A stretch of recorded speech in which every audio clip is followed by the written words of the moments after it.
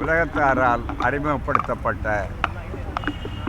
தென்னிந்திய நல உரிமைச் சங்கம் என்ற திராவிடர் இயக்கத்தை முதலாக உருவாவதற்கு தலைமையேற்ற அவர்கள் தர்பிட்டி தியாகராயர் அவர்களுடைய வரலாற்று பெருமை மிகுந்த ஒரு வாழ்வை அமைத்த அவருடைய பிறந்த நாள் என்று. இந்த பிறந்த நாளில்தான் திராவிட மாடல் ஆட்சி இன்றைக்கு உலகம் போற்றக்கூடிய அளவிலே வந்திருக்கிறது என்றால் அதனுடைய அடித்தளம் எங்கே இருக்கிறதுன்னு சொன்னால், திராவிடர் ஆட்சியை அமைப்பதற்கு வழிகாட்டியவர்கள் பார்ப்பன அல்லாதார் இயக்கம் என்று தொடக்கப்பட்டு தென்னிந்திய நல உரிமைச் சங்கம் என்று பதிவு செய்யப்பட்டு ஜஸ்டிஸ் கட்சி என்று மக்களாலே அறிமுகப்படுத்தப்பட்ட ஒரு இயக்கத்தினுடைய முப்பெரும் தலைவர்களிலே அவர்தான் தலைமையேற்றவர் தர்பிட்டி தியாகராயர் அவர்கள்.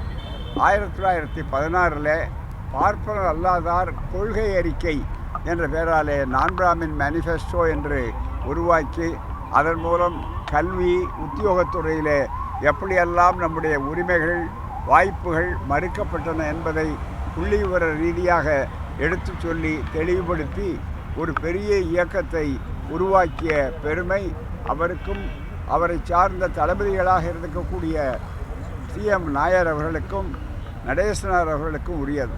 அப்பேற்பட்டவர் போட்ட அந்த அடித்தளம்தான் அதற்கு அப்புறம் பல ஆண்டுகள் கழித்தும் கூட 17 ஆண்டுகள் அவர் ஆண்டவுடனே மற்றவர்கள் சொன்னார்கள் இந்த கட்சியை குழி தோண்டி புதைத்து விட்டோம் என்று.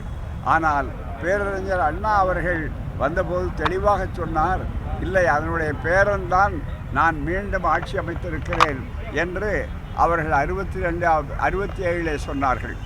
அதைத் தொடர்ந்து கலைஞர் அவர்கள் அந்த ஆட்சியினுடைய பெருமையை சாதனைகளை பெயர்த்தினார். அவருக்கு பிறகு அதை மேலும் திராவிட மாடல் ஆட்சியாக்கி இன்றைக்கு இந்தியாவை திரும்பி பார்க்கக்கூடிய ஒரு அற்புதமான ஒரு ஆட்சியை இன்றைய முதல்வர் ஸ்டாலின் அவர்கள் அளித்து வருகிறார்கள்.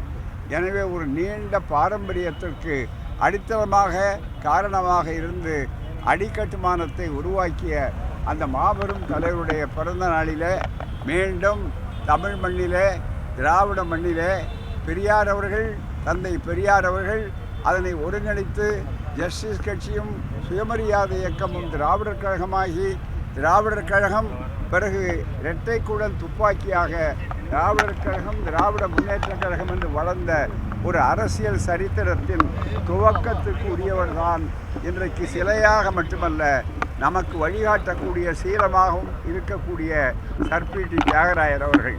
அவருடைய பிறந்த நாளை நாம் ஒவ்வொரு முறையும் சடங்காக சம்பிரதாயமாக அல்ல சரித்திர நினைவு நாளாக கொண்டு அதன் மூலமாக மீண்டும் தமிழ்நாடு என்பது யாருக்கும் அடிமையாக்கப்படக்கூடாத ஒன்று, உரிமை முழக்கம் செய்ய வேண்டிய ஒன்று என்பதை தொடர்ந்து நாம் வழக்க வேண்டும்.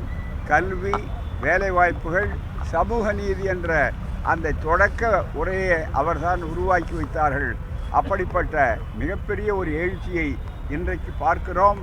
தேர்தல்கள் ஒரு களம் அவ்வளவுதானே தவிர மற்றபடி பண்பாட்டு புரட்சியை அவர்கள் தெளிவாக உருவாக்கினார்கள். அதை தொடர்வோம், சூளுரைப்போம், சுயமரியாதை உணர்வை பெறுவோம். தமிழ்நாடு அவர்கள் வழியிலே என்னென்னைக்கும் வீறு நடை வேக நடை போட்டு எழுச்சியை உருவாக்கும். இதுதான் இன்றைய செய்தி. மே 4ஆம் தேதி தேர்தல் முடிவை எப்படி எதிர்பார்க்குறீங்க? 2006 விஜயகாந்த் பிரிச்சது மாதிரி 2026 விஜய் பிரிச்சிருவாரு, தனிப்பெரும்பான்மை எந்த கட்சிக்கும் வராது, அதனால கூட்டணி ஆட்சிக்கு வாய்ப்பு அப்படிங்கிற மாதிரி சொல்றாங்க. 2006 தான் நிறுத்திக்கிட்டாங்க. ஆனால் அவர்கள் கொஞ்சம் முன்னால் போகணும். முன்னால் போனால் அதாவது 1971 இருக்குது. அந்த 71ல் 184ன்னு வரலாறு படைச்சது. ஐயோ போயிட்டார் திமுக ஆட்சி வராது அப்படின்னு ஆர்வலம் நினைந்தவர்களெல்லாம் அடையாளம் தெரியாமல் ஓடிவிட்டார்கள். துண்டை காணும் துணியை காணும்னு சொல்லி. அப்படிப்பட்ட நிலை 4ஆம் தேதிக்கு பிறகு வரும். இதே இடத்தில் வருவார்கள். தியாகராயருக்கு திராவிட ஆட்சி மாலையிடும். அதுதான் அந்த மாலை தான் மீண்டும் ஸ்டாலின் கோட்டை என்பதுதான் அந்த மாலை. அதுதான் சிறப்பானது. அது இந்த ஆண்டில் விரைவே காணுவீர்கள். கோட்டை சென்னை கோட்டை திமுக கூட்டணிக்கு, மணக்கோட்டை மற்ற அணிகளுக்கு. அவ்வளவுதான்.